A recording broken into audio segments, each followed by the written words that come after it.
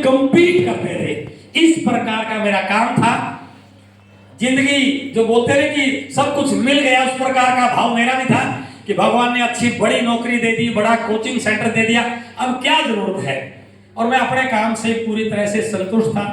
इस इंडस्ट्री की, इस डायरेक्ट सेलिंग की, आरसीएम की मेरे या मेरे परिवार के किसी भी व्यक्ति को कुछ भी जानकारी नहीं थी। कहते हैं कि कुछ डिसीजन आपकी लाइफ में आपकी वजह से होते हैं और कुछ डिसीजन आपकी लाइफ में ऊपर वाले की मर्जी से। और मैं इस बात को स्वीकार करता हूं कि आरसीएम करने का डिसीजन ये मेरा नहीं था, ये कहीं के ऊपर वाले की मर्जी से हुआ है। तो आदमी थोड़ा सा कुछ करता हुआ ही 10 तरह के नखरे करता है सर। तो इतना बड़ा काम होने के बाद आरसीएम मेरी लाइफ में आया। इस सिस्टम को लाने वाले मेरे साथी, मेरे दोस्त, मेरे पड़ोसी जो आज डायरेक्ट सेलिंग के बेताज बादशाह हैं, जिनके कल हम इवेंट में जा रहे हैं, डॉक्टर सुरेंद्र वत्सरे पर जोरदार तालियां। जैसे हम आरसीएम की शुरुआत करते हैं, प्रोडक्ट परचेज कर लिया, ज्वाइन कर लिया, बिजनेस को शुरू करना है, तो हमें ये गाइड किया जाता है कि पहले आप अपने जानकार लोगों की लिस्ट बनाइए, उनसे मिलेंगे तो आपका बिजनेस शुरू हो जाएगा, है ना। yes, ऐसे ही व्हाट्सएप को बताया गया कि अपने जानकार लोगों की लिस्ट बनाइए। और मैं ऊपर वाले का लाख लाख शुक्रिया करता हूं कि जब व्हाट्सएप लिस्ट बनाने लगे तो उन्होंने उस लिस्ट में मेरा नाम भी लिख लिया।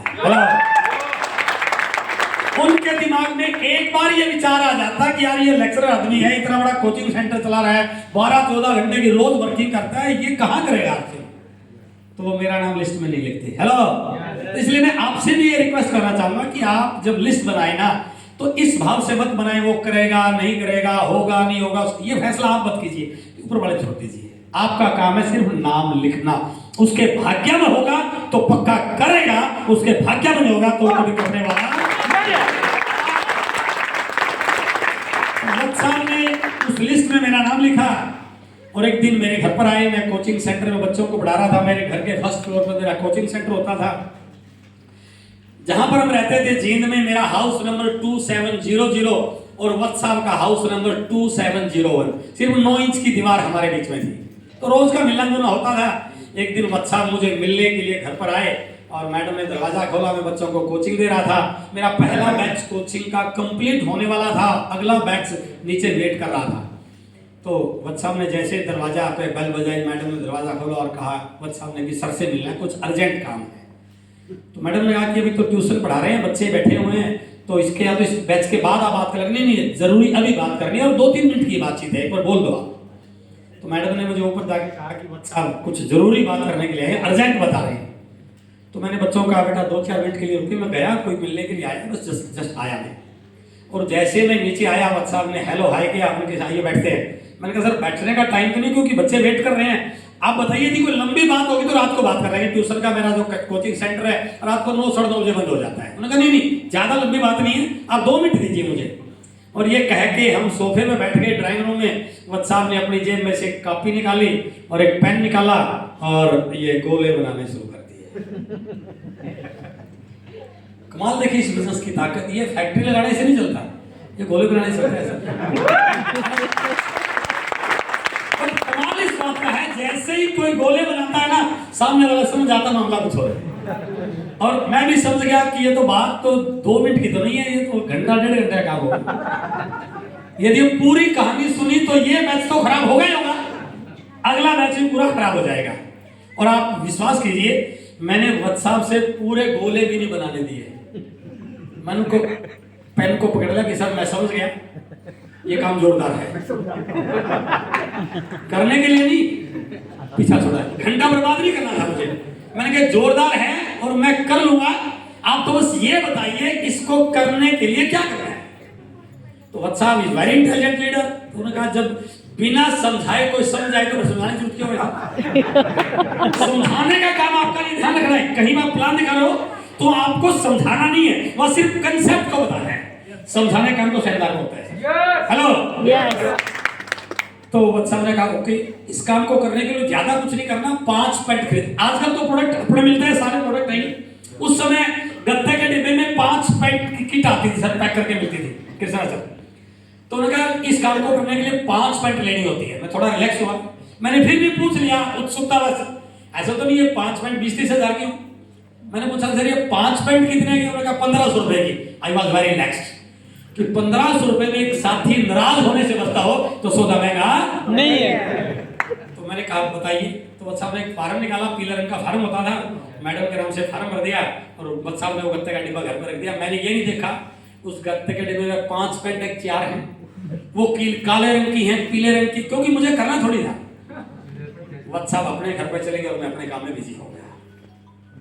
1.5-2 महीने बीत गए और हमारे शहर जिन में एक सेमिनार हुआ।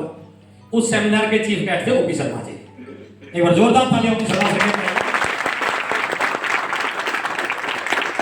जिनके सुपुत्र रवि ओपी शर्मा आज आरसीएम के स्टार डायरेक्टर हैं। काम किया था उनके पिताजी ने शुरू, वो इस दुनिया में नहीं गए रहे और उनका बिजनेस, उनकी आईडी उनके सुपुत्र के नाम ट्रांसफर होगी और आज उस पिताजी के काम करने का परिणाम यह है उस सुपुत्र के पास हर महीने 50 लाख से ज्यादा की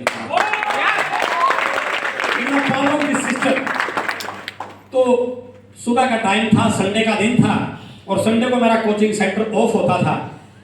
तो सुबह सुबह वत्स साहब आए मुझे मीटिंग में इनवाइट करने के लिए। मुझे पता नहीं था और वत्स साहब ने दरवाजा बेल बजाई, मैंने दरवाजा खोला और पहला सवाल वत्स साहब का, आज क्या कर रहे हो?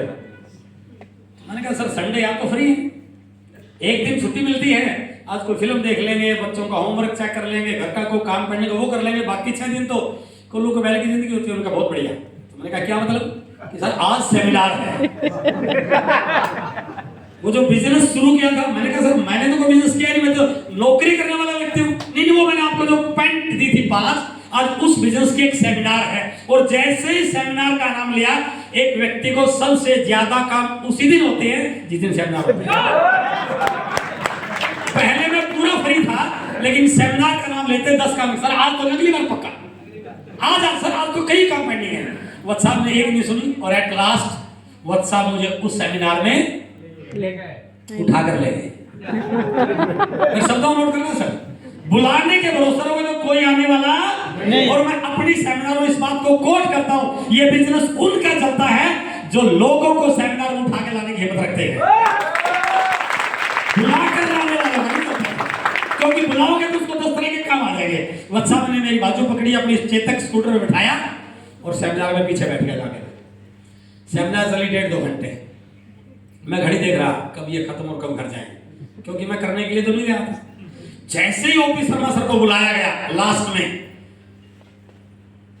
उन्होंने अपना परिचय दिया। My self OP Sharma, Rajasthan government में ज्वाइंट डायरेक्टर के पद पर काम कर रहा हूँ, क्लास 1 पोस्ट हो। जैसे उन्होंने अपनी डिग्री पोस्ट के बारे में बताया, आगे आधी तो इगो मेरी तभी सेट होगी, यार मेरे से भी बड़ी पोस्ट के करने वालों हो, क्योंकि हम अपने आप को दुनिया में सबसे बड़ा मानते हैं। ये हमारी सबसे बड़ी भूल होती है। हमें लगता है कि मेरे से बड़ा कोई भी नहीं। कुएं के मेंढक के अंदर गलतफहमी होती है कि दुनिया इससे बड़ी नहीं है। जब उस कुएं के मेंढक को समुद्र में तालाब में लगा तब उसकी गलतफहमी दूर होती है कि दुनिया बहुत बड़ी है बेटा। तो जैसे ही वहां पर बताओ ना अपने बारे में, तब मुझे लगा कि यार इस काम को तो बड़े लोग भी कर रहे हैं। तो मैं थोड़ा सा अटेंटिव हुआ उनकी बात को सुनने के लिए। उन्होंने फिर एक 2 कमेंट कर दो सर, इसका गला दबा दो पूरी तरह से।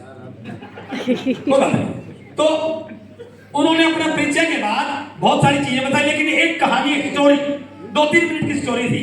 उस स्टोरी से मैं इतना मोटिवेट हुआ सर कि जो व्यक्ति इस सिस्टम को करना नहीं चाहता था, उस स्टोरी सुनने के बाद उसी मीटिंग में बैठे बैठे डिसीजन लिया कि मुझे आरसीएम करना है। हेलो ना उस समय प्रोडक्ट होते थे, ना डिलीवरी सिस्टम था, ना मेरे शहर में कोई इनकम का एग्जांपल था, ना डायरेक्ट सेलिंग नॉलेज थी। सिर्फ उनकी कहानी से, मुझे नहीं पता वो कहानी काल्पनिक थी या कहानी रियल थी, बट उस कहानी ने मेरे दिमाग को खोल के रख दिया। सुनना चाहते हैं? ओपी शर्मा सर ने अपनी बात शुरू की। इस दुनिया में जो भी व्यक्ति काम कर रहा है, अपने काम से जो भी पैसा कमा रहा है, जो भी उसकी इनकम आ रही है, वो 2000 रुपए है, 20,000 रुपए है, 2 लाख रुपए, 2 करोड़, जो भी है, उसकी जो भी इनकम आ रही है, ये इनकम 2 प्रकार की होती है। एक होती है एक्टिव इनकम और एक होती है पैसिव इनकम। मैंने अपनी लाइफ में पहली बार ये शब्द सुना था कि कोई पैसिव इनकम नाम की चीज होती है। इस दुनिया के 97% लोग जो भी काम कर रहे हैं वो केवल और केवल अपने काम से एक्टिव इनकम जनरेट कर रहे हैं, right? Doctor, engineer, chartered, businessman, वकील, जो भी लोग हैं, एक्टिव इनकम का मतलब है एक व्यक्ति जब तक काम करे पैसा आए, जिस दिन काम करना बंद पैसा आना, इस दुनिया में ना रहे तो भी पैसा आने वाला। और दुनिया के 97% लोग केवल और केवल एक्टिव इनकम के लिए काम कर रहे हैं। बट इस दुनिया में 3% लोग ऐसे हैं, काम वो भी करते हैं, मेहनत वो भी करते हैं, बट वो ऐसा सिस्टम डेवलप कर जाते हैं कि काम करें या ना करें, इस दुनिया में रहे या ना रहे, उनके काम ना करने के बाद भी, उनके इस दुनिया में ना रहने के बाद भी उनके घर पर इनकम आती रहती है। उस इनकम को पैसिव इनकम कहा जाता है। तो ज्यादा सा क्लियर तो नहीं हुआ, बट कुछ लगा क्या ऐसे भी कोई लोग होते हैं।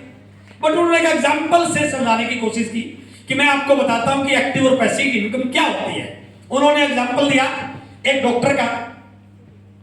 आपके शहर का एक बहुत बड़ा डॉक्टर, बहुत काबिल डॉक्टर, दूर दूर से लोग अपना ट्रीटमेंट कराने के लिए उस डॉक्टर के पास आते, बहुत बड़ी डिग्री, बहुत बड़ा नाम, बहुत बड़ा हॉस्पिटल। एक दिन ये डॉक्टर किसी मरीज का ऑपरेशन करने के बाद अपने घर जाने की तैयारी में क्लिनिक से बाहर निकलता है। हॉस्पिटल के बाहर इस डॉक्टर की गाड़ी और इस डॉक्टर का ड्राइवर इसका इंतजार कर रहे हैं।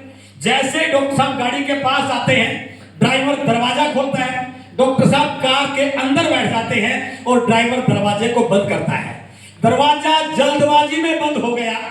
डॉक्टर साहब सही ढंग से बैठे नहीं थे। जैसे ही ड्राइवर ने दरवाजा को बंद किया, डॉक्टर साहब जोर से चिल्लाए, अरे मर गया।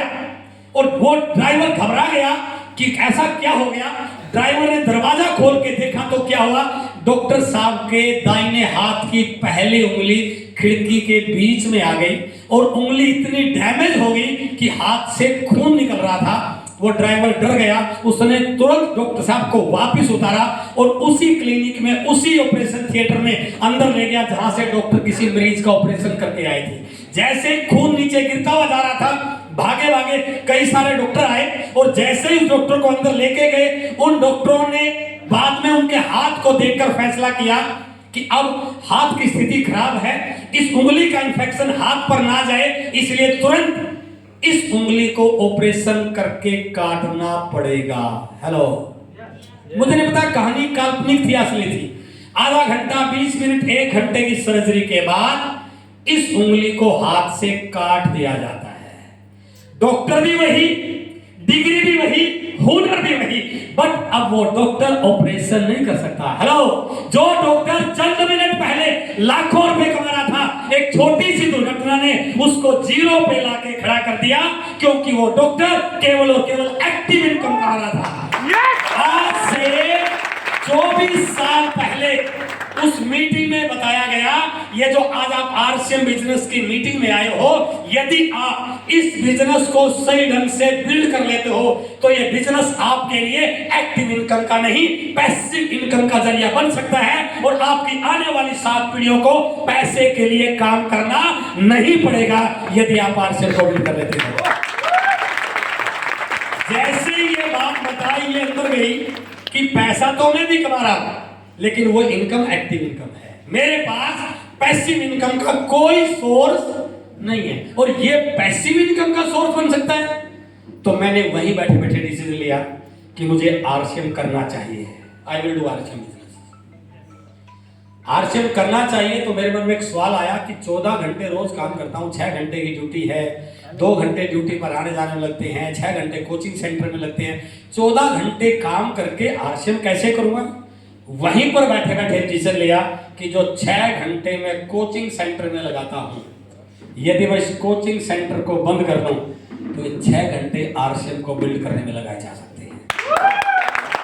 और उसी दिन, उसी मीटिंग में फैसला कर लिया कि आज के बाद कोचिंग सेंटर बंद।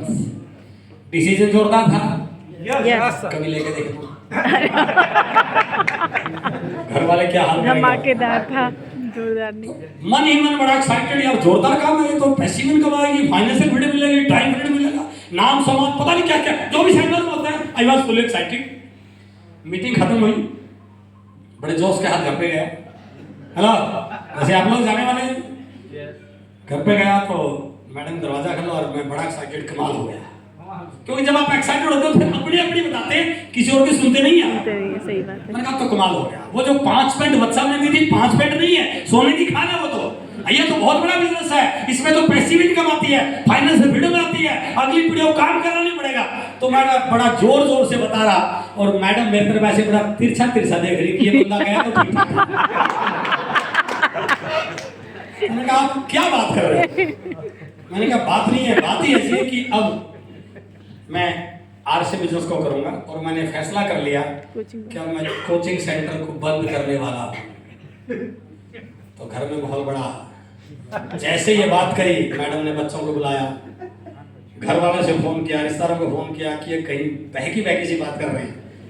मेरे दोस्तों ने मुझे समझाया, मेरे कुलीग्स के मुझे पास गई बात, तो उन्होंने कहा कि आप पागल हो गया, इतना बड़ा कोचिंग सेंटर छोड़ के कोई कपड़ा बेचने का काम शुरू कर रहा है। क्योंकि जब आप कोई डिसीजन लेते हैं ना जिसको लोग जानते नहीं, तो वो आपको बड़ा समझाने की कोशिश करते हैं, है ना, कि आप गलत हैं। और एक दो साथियों ने मुझे कहा कि डिसीजन ऐसे जल्दबाजी में नहीं लेते। उन्होंने लाइन बोली, समझदार व्यक्ति बड़ा सोच समझ कर डिसीजन लेते हैं। मैंने कहा आई एग्री, मैं बिल्कुल सहमत हूँ, बट कामयाब लोग वो होते हैं जो लिए गए डिसीजन को सही साबित कर देते हैं। क्योंकि मैं घर में कमाने वाला था, तो यदि आप घर में कमाने वाले हो तो घर वालों को आपके कई बार नाजायज बात को भी मानना पड़ जाता है। तो मैंने कहा करना तो आरसी है, अब आप जो मर्जी कीजिए। तो बहस करने की बजाय घर वाला लगा कि ये मानने वाले तो नहीं है, तो उन्होंने कहा कि एक शर्त पर हम आपको आरसी में करने देंगे। मैंने कहा मुझे सारी शर्तें मंजूर है, क्योंकि मैं कंसेप्ट में जा चुका था, उनको पता नहीं था। उन्होंने कहा हम आपको केवल 6 महीने का वक्त देते हैं, आप 6 महीने करके देखिए, 6 महीने के बाद डिसाइड करेंगे कि आरसीएम करना चाहिए कि नहीं करना चाहिए। मैंने कहा ओके। उनको था इस बात का वहम कि 6 महीने में जो ये भूत सवार हो रहा है ठंडा हो जाएगा। 6 महीने का लॉस सही, हर महीने जो कोचिंग सेंटर की इनकम आती है 6 से गुणा कर लेंगे, फिर शुरू कर लेंगे। और मैं इस बात में था कि 6 महीने मुझे कुछ ऐसा करके दिखाना है कि सारे घर वाले मुझे कि आपको आरसीएम करना चाहिए। मैं अध्यात्म में बड़ा विश्वास करता हूँ, ऊपर वाले पे मेरा बहुत विश्वास होता है, और मैं इस बात को कई बार कोट करता हूँ कि जब आप साफ नियति से किसी काम को करने का डिसीजन लेते हैं ना, तो आपकी मदद पक्का करता है। मैंने धीरे धीरे कोचिंग सेंटर के बच्चों को बंद करना शुरू किया और आरसीएम को करना शुरू किया। अच्छे ढंग से प्लान को देखा। मेरे पास 6 महीने का वक्त था कि 6 महीने तक यदि मुझे अपने आप को कुछ साबित नहीं करा तो मुझे दोबारा कोचिंग सेंटर ओपन करना पड़ेगा। मैं 2 चीजें आपके साथ शेयर करना चाहता हूं कि मैंने इस सक्सेस में किन चीजों में ज्यादा फोकस किया। पहला तो मैंने इस चीज में फोकस किया कि जो लोग मेरे साथ ज्वाइन कर रहे थे, यदि सारा काम नहीं करता जाऊंगा तो शायद मेरा बिजनेस बड़ा नहीं हो पाएगा। तो मैंने उन लोगों को जो इस बिजनेस को लेकर गंभीर थे, ज्वाइनिंग तो बहुत लोग कर लेते हैं, बट जो इस सिस्टम को लेके, इस बिजनेस को लेके, अपने ड्रीम्स को लेके, करियर को लेके जो थोड़े से उत्सुक थे, सीरियस थे, मैंने उनको इंडिपेंडेंट काम करने के लिए तैयार किया कि सर आप भी जाके खुद प्लान दिखाइए, खुद लोगों से मिलिए, लिस्ट बनाइए।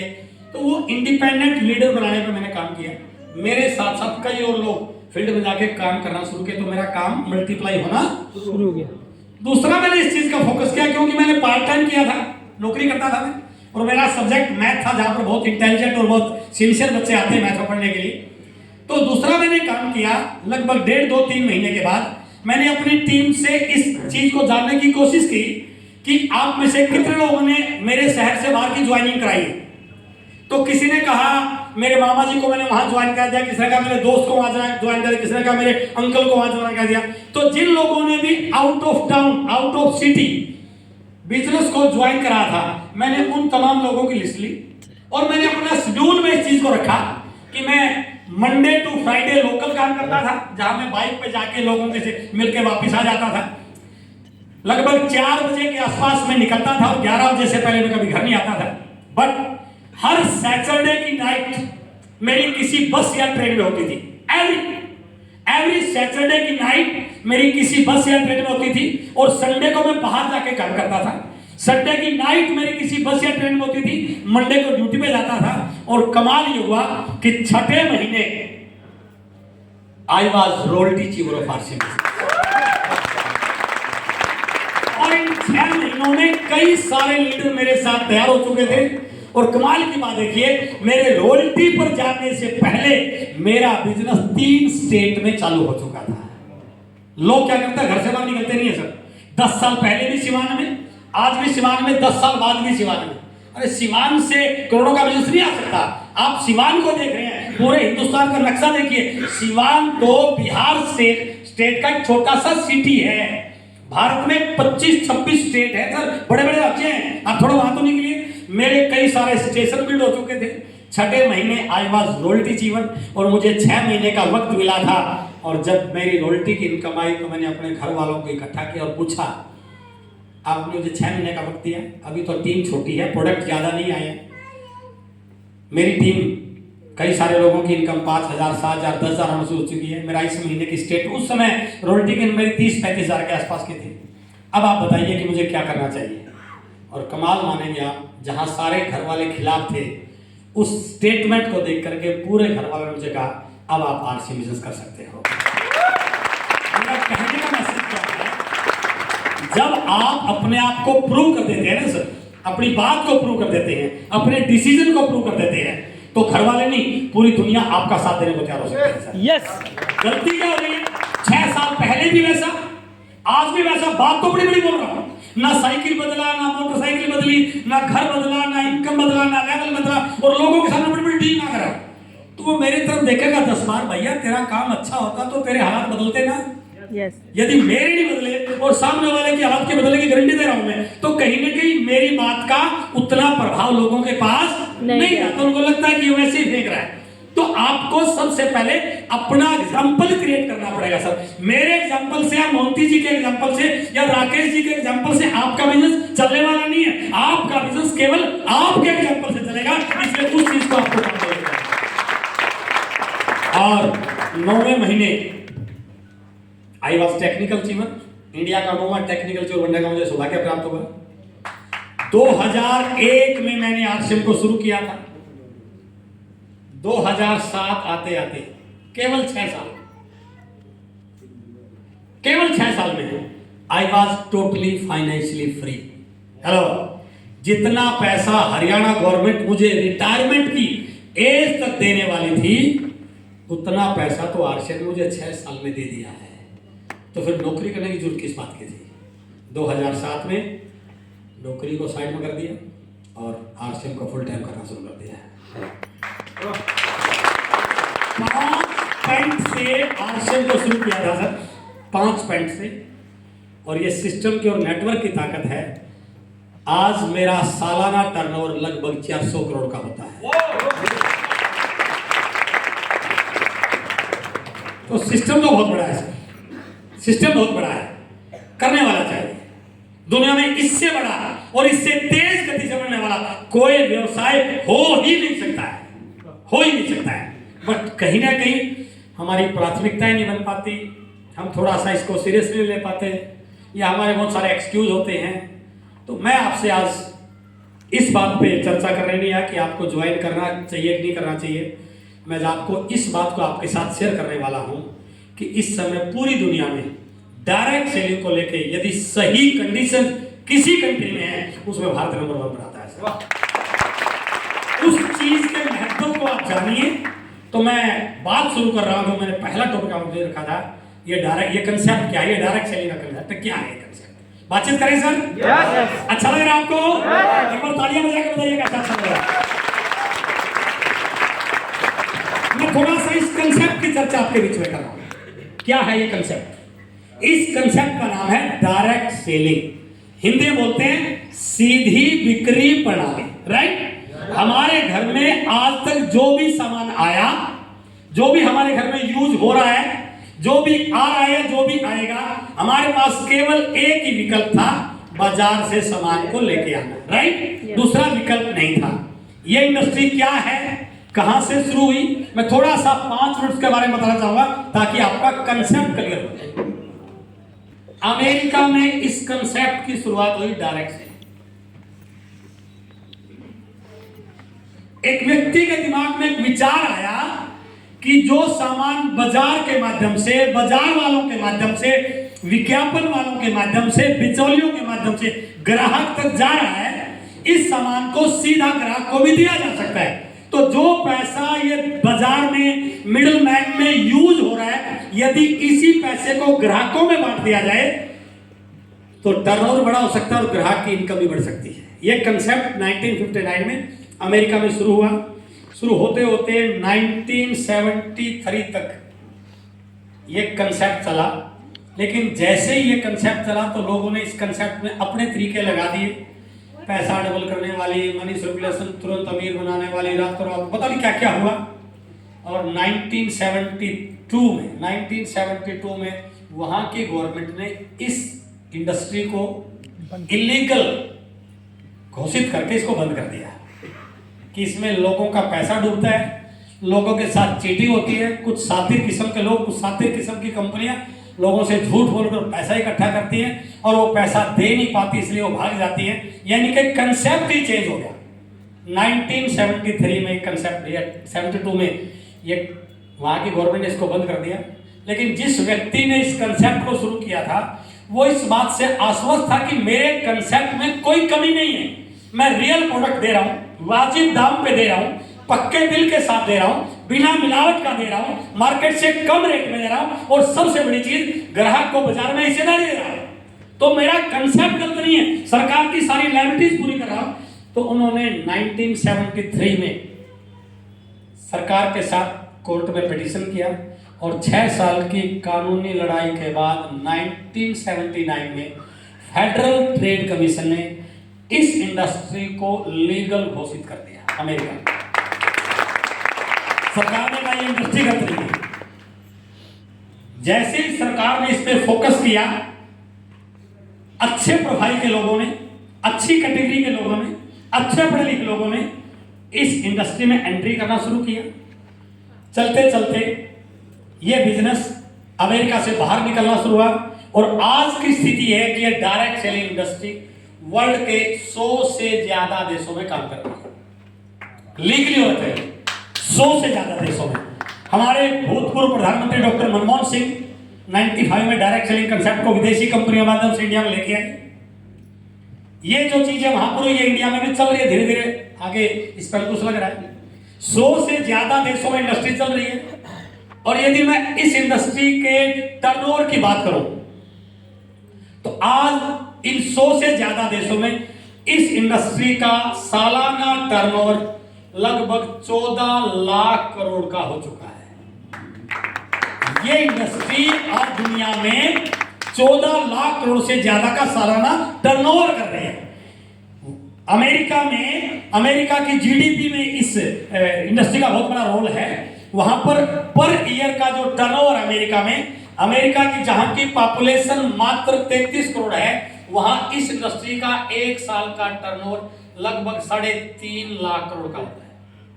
कोरिया एक छोटा सा कंट्री है जिसकी पॉपुलेशन मात्र 5 करोड़ है, वहां इस इंडस्ट्री का एक साल का टर्नओवर लगभग 1.5 लाख करोड़ का होता है। इन सारी चीजों को देखते हुए डायरेक्ट सेलिंग इंडिया में शुरू हुई। शुरू होते होते बहुत सारी कंपनी आई, बट हमारे लिए पॉजिटिव न्यूज ये है सितंबर 2016 में भारत सरकार ने इस इंडस्ट्री के लिए गाइडलाइन इश्यू किया कि यह इंडस्ट्री इन गाइडलाइन को फॉलो करे। That was only guideline. 2019 में भारत सरकार ने पहली बार कंज्यूमर प्रोटेक्शन बिल में डायरेक्ट सेलिंग को शामिल किया और 28 दिसंबर 2021 को भारत सरकार ने डायरेक्ट सेलिंग के लिए डीएस रूल्स 2021 एक रूल बना दिया था, जिसमें गलत तरह के काम करने वाली कंपनियों पे सजा का प्रावधान रखा गया, उन कंपनियों को बंद करने की। और सरकार ने बहुत सारी कंडीशन लगाई कि यदि कोई कंपनी डायरेक्ट सेलिंग में काम कर रही है, उसने सरकार की इस साइट पर अपना एक एफिडेविट अपलोड करना पड़ेगा कि हम चिट फंड एक्ट को फॉलो नहीं कर रहे हैं, हमारे प्रोडक्ट की जो भी चीजें हैं। तो असली शुरुआत तो मैं ये कह सकता हूं 28 दिसंबर 2021 से भारत में डायरेक्ट सेलिंग की शुरुआत हुई है। टर्नओवर की बात करें, क्योंकि पीछे आम आदमी का इस इंडस्ट्री पे ज्यादा फोकस नहीं था, विश्वास नहीं था, गलत तरह की कंपनियां आती थी। लेकिन जब से सरकार का इंटरफेयर हुआ है, अब अच्छी प्रोफाइल के लोग आना शुरू हो चुके हैं, अच्छे पढ़े लिखे लोग आना शुरू हो चुके हैं। यूनिवर्सिटीज में डायरेक्ट सेलिंग पढ़ाई जा रही है।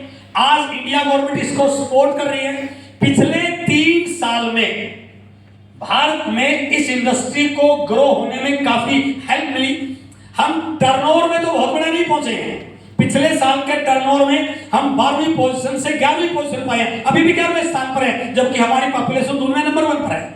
बट इस पिछले 3 साल में जो हमारी एनुअल ग्रोथ थी, जिसको CAGR बोलते हैं, हर साल की स्पीड, हम इस बात को लेके अपनी पीठ थपथपा सकते हैं कि आज डायरेक्ट सेलिंग की स्पीड पूरी दुनिया में भारत में नंबर 1 पर पहुंच चुकी है स्पीड में। और एक्सपर्ट ये बता रहे हैं यदि पूरी दुनिया में इसी स्पीड से डायरेक्ट सेलिंग बढ़े तो आंकड़े कह रहे हैं 2047 से पहले भारत दुनिया का डायरेक्ट सेलिंग का सबसे बड़ा टर्नओवर करने वाला कंट्री बनने वाला है। ये डाटा 2037 में आ जाए, 40 में आ जाए, 41 में आ जाए, यानी कि अगले 10-15 साल इस इंडस्ट्री के भारत में सबसे बड़ा बनने की संभावना की ओर इशारा कर रहा है। यानी कि जो व्यक्ति अब इस इंडस्ट्री को सीधे तौर पर कैरियर के तौर पर सही तरीके से करने के लिए शुरू करेगा, मैं दावे से कहता हूं वो आने वाले समय का इस इंडस्ट्री का डायमंड पक्का बनेगा। कुछ और चीजें, यदि हम बैंक में अकाउंट खुलाने जाते हैं तो एक तो होता है सेविंग अकाउंट, राइट, एक होता है करंट अकाउंट। तो करंट अकाउंट आम व्यक्ति का नहीं खुलता है, किसी फर्म का खुलता है, किसी बिजनेसमैन का खुलता है, किसी शॉप के थ्रू खुलता है। तो सेविंग अकाउंट तो कोई भी खुला सकता है, बट करंट अकाउंट उनका खुलता है जो इस प्रकार के कंडीशंस को पूरा करते हैं। बट हमारे लिए ये भी एक पॉजिटिव न्यूज है कि भारत के सबसे बड़े bank state bank of India में करंट अकाउंट खोलने की कंडीशंस में एक नया पैरामीटर और ऐड कर दिया है कि यदि आप करंट अकाउंट खोलना चाहते हैं तो क्या आप डायरेक्ट सेलिंग करते हैं? ये हमारे बहुत बड़ी है। अभी पिछले महीने की 11 तारीख को इंडिया गवर्नमेंट के साथ मीटिंग थी और इंडिया गवर्नमेंट ने बुलाया गया था। डायरेक्ट सेलिंग के 25 से ज्यादा स्टेक होल्डर उस मीटिंग में मौजूद थे और मीटिंग का एजेंडा सुनिए, आप सुन के एक्साइटेड हो जाएंगे। मीटिंग का एजेंडा ये था, दिल्ली के वर्तमान संसद, वो उसके अध्यक्ष थे, चीफ गेस्ट थे। मीटिंग का एजेंडा ये था कि इस समय भारत सरकार का ये बिल्कुल एजेंडा है कि अब भारत की इकोनॉमी की दुनिया में 5वें स्थान पर है और हम तीसरी इकोनॉमी में जाने वाले हैं। और नरेंद्र मोदी जी ने कई बार इस बात को बोला है कि हम $5 ट्रिलियन की इकोनॉमी को कवर करने वाले हैं दुनिया में तीसरे नंबर पर जाने के लिए। तो एजेंडा ये था, हमने पूरी दुनिया की इकोनॉमी को स्टडी किया, जिन जिन कंट्रीज की इकोनॉमी बड़ी है उन कंट्रीज में इकोनॉमी को बड़ा करने में डायरेक्ट सेलिंग का बहुत बड़ा रोल रहा है। तो मीटिंग इसलिए थी, यदि भारत $5 ट्रिलियन की इकोनॉमी बनेगा तो उसमें डायरेक्ट सेलिंग का सबसे बड़ा रोल हो सकता है। आप बताइए हमें इस इंडस्ट्री के लिए क्या करना चाहिए ताकि आप इस इंडस्ट्री को उतना बड़ा बना पाए। ये इंडिया गवर्नमेंट की एक्सपेक्टेशन है सर। सरकार को भी मालूम हो चुका है कि अब ये इंडस्ट्री लाखों करोड़ों में जाने वाली है। बट एक कॉमन मैन आज भी बोलता है पता नहीं मेरा चलेगा या नहीं चलेगा क्योंकि इसको कंसेप्ट कर लेते हैं। हेलो, कंसेप्ट क्या है? ये direct selling industry. But direct selling industry में बहुत सारी कंपनियां, मैं किसी कंपनी के पक्ष या विपक्ष की बात करने नहीं आया हूं, बट जो DS रूल्स 2021 के अंदर शर्तें लगाई गई, उन शर्तों को सही ढंग से 100% इंप्लीमेंट करने वाली यदि कोई कंपनी में नंबर 1 पर आती है उसमें RCM नंबर 1 पर आता है। ये प्राउड की बात होनी चाहिए, ये फख्र की बात होनी चाहिए। ये हमारी कोई मर्जी नहीं है, ये ऊपर वाले की मर्जी। हम किसी और कंपनी में जा सकते थे, गलत में भी जा सकते थे, हम RCM में हैं, ये हमारी अचीवमेंट नहीं है, ये तो जिसने हमें ला दिया, पता नहीं किसी WCM में जा सकते थे।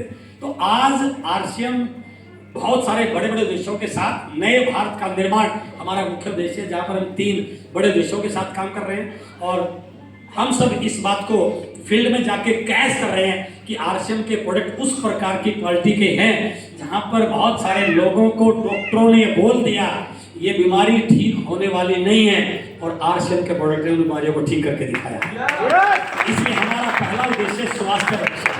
हम लाखों लोगों को इंडिपेंडेंट एंटरप्रेन्योर बनने के लिए काम कर रहे हैं और महिलाओं के उत्थान के लिए इंडस्ट्री बहुत अच्छे से काम करें। ऐसे प्रोडक्ट, इस प्रकार का कल्चर RCM डेवलप किया जा रहा है कि पिछले 1-2 साल से महिलाओं की भागीदारी और महिलाओं की अचीवमेंट सबसे तेज गति से आगे बढ़ रही है। इन बहनों के लिए जोरदार तालियां बजा सकती है। बात करते हैं कि ये टर्नओवर इतना बड़ा कैसे होगा, उसके बाद करना क्या, उसके बाद में आऊंगा। सर एक बार साफ करना। अभी आपने प्लान देखा था, मैं थोड़ा सा प्लान को दूसरे तरीके से आपको बताना चाह रहा हूं ताकि मैं आपको ये क्लैरिफाई कर पाऊं कि ये इंडस्ट्री लाखों करोड़ों की कैसे हो जाएगी, क्योंकि नए व्यक्ति को समझ में नहीं आता ये इंडस्ट्री इतनी बड़ी कैसे होगी। मार्केटिंग प्लान में अभी आपने देखा, मैं उस टाइम में था नहीं, 5-7 लोगों को खड़ा करके बताया गया कि कंपनी, मैं उसको थोड़ा सा बोर्ड के माध्यम से रिटर्न में आपको बताना चाह रहा हूं कि ये प्रोडक्ट, ये टेक्निक कैसे काम कर रही है। हमारे घर में जो भी प्रोडक्ट आ रहा है वो इस बाजार से आ रहा है, इस बाजार व्यवस्था से आ रहा है। इसको ट्रेडिशनल मार्केटिंग कह सकते हैं। कोई कंपनी प्रोडक्ट को तैयार करती है, कंपनी कहीं भी हो, पटना में हो, सिवान में हो, बॉम्बे में हो, कलकत्ता में हो, कंपनी अपना प्रोडक्ट बनाती है और वो उस प्रोडक्ट को हम ग्राहक उसको इस्तेमाल करते हैं, हमें कस्टमर। ना कंपनी कस्टमर को जानती, ना कस्टमर कंपनी को जानता। इन दोनों चैनल को मिलाने के लिए बाजार व्यवस्था है, राइट? यस। एक कस्टमर जब भी प्रोडक्ट की जरूरत पड़ेगी किसी दुकान पे जाएगा, अपने बगल में भी हो सकती है, शहर में भी हो सकती है। ये दुकानदार उस प्रोडक्ट को बनाता नहीं है, ये किसी बड़े दुकानदार से लेके आता होगा, बड़ा दुकानदार किसी बड़े एजेंट से लेके आता होगा, बड़ा एजेंट किसी स्टेट डिस्ट्रीब्यूटर से लेके आता होगा और स्टेट डिस्ट्रीब्यूटर उस माल को कंपनी से उठाता होगा। सिंपल ऐसा ही होता है ना? यस। तो जब कोई प्रोडक्ट ग्राहक तक जाता है तो इस चैनल के माध्यम से जाता है और इन सारे लोगों ने पूंजी भी लगा रखी है, टाइम भी डालते हैं, तो ये उस प्रोडक्ट में अपना मार्जिन जोड़ते हैं। और इसमें एक पार्ट और पिछले कुछ समय से ऐड हो गया जिसका नाम है एडवर्टीजमेंट, विज्ञापन। विज्ञापन करने वाले प्रोडक्ट के यूजर तो नहीं होते हैं, नहीं, they are not user, but वो टीवी में आके, अखबार में आके, सोशल मीडिया पे आके 1 सेकंड, 2 सेकंड, 5 सेकंड, 10 सेकंड की ऐड करते हैं ताकि ग्राहक को उस प्रोडक्ट का पता चले और वो ऐड करने के करोड़ों रुपए ले जाते हैं, राइट? मेरे गोरेपन का राज ब्यूटी थोड़ी होता है। ठंडा मतलब कोको कोला, दमदार वाइफ, है ना? पता नहीं क्या क्या जो ऐड आ रही है, तो ये भी करोड़ों पे ले जाते हैं। कहने का मतलब क्या है, जब भी कंपनी से प्रोडक्ट ग्राहक के लिए निकलता है उस पे 2 खर्चे ऐड हो जाते हैं, मिडल मैन का प्रॉफिट और विज्ञापन का खर्चा। 100 रुपए का प्रोडक्ट यदि यहाँ से बनकर निकला तो ग्राहक तक जाते जाते 200 रुपए का हो जाएगा। 50% पैसा इस व्यवस्था में जाएगा ही जाएगा। क्लियर है? यस। हमारे पास कोई और विकल्प है नहीं है। मेरे घर में जब भी किसी सामान की, हाँ मैं रामू की बजाय श्यामू की दुकान से ले लूंगा, श्यामू की बजाय टिंकू से ले लूं कैसे, लेकिन जाना तो मुझे बाजार में ही पड़ेगा। हेलो, मेरा जूता टूट गया, अब मैं टूटा हुआ जूता पहन के घूम सकता हूँ क्या? तो मैं क्या करूंगा, पहले जूते की फैक्ट्री लगाऊंगा, जूता बनाऊंगा, फिर जूता पहनूंगा। नहीं, ऐसे थोड़ी करूंगा। नहीं। दुकान पे गया, जूता लेके आ गया, सिंपल, राइट? यानी कि जब भी हमारे घर में प्रोडक्ट आएगा वो प्रोडक्ट ये 2 खर्चे देने के बाद ही आता है। यदि 200 रुपए का सामान लेके आए हैं तो सामान तो 100 रुपए का था, 100 रुपए इस बाजार व्यवस्था के थे। क्लियर है सर? यस। 1959 में यही कंसेप्ट आया, यदि ये कंपनी सीधा इस कस्टमर से मिले, it is called direct selling. यदि ये कंपनी सीधा इस कस्टमर से बात करे और इसको विश्वास दिलाएगा कि जो बाजार में हो रहा है उसको भी मैं ठीक कर दूंगा, पक्का बिल से सामान दूंगा, ओरिजिनल दूंगा, बिल सामान की गारंटी दूंगा, बिना मिलावट का दूंगा, डिस्काउंट रेट पे दूंगा, कुछ रुपए कम दूंगा और साथ में आपको एक बिजनेस अपॉर्चुनिटी दूंगा। आपको क्या करना है, ये सारा काम तो हम कर लेंगे, सिर्फ आपने ये काम करना है कि आपको प्रोडक्ट कैसा लगा। हेलो, यदि अच्छा लगा हो तो ये चर्चा अपने दोस्त से, मित्र से, पड़ोसी से, रिश्तेदार से कर लेना। हेलो, यानी कि इस मार्केट में 2 पार्ट थे, एक ये दुकान वाला पार्ट और एक ये विज्ञापन वाला पार्ट। ये पार्ट कंपनी संभाल ले और ये पार्ट हम संभाल लें तो व्यवस्था चल सकती है। यस। और इस व्यवस्था में यदि आप इसमें काम करते हो तो 45% पैसा हम आपको दे सकते हैं, right? It is called direct selling. यानी कि अब से पहले एक व्यक्ति के पास दूसरा कोई विकल्प ना करके सामान लाने का, अब एक व्यक्ति के पास 2 विकल्प हैं, चाहे वो इस विकल्प से सामान खरीद ले और चाहे इस विकल्प से सामान खरीदे। क्लियर हो गया? अंतर क्या है? इस विकल्प से सामान खरीदेगा तो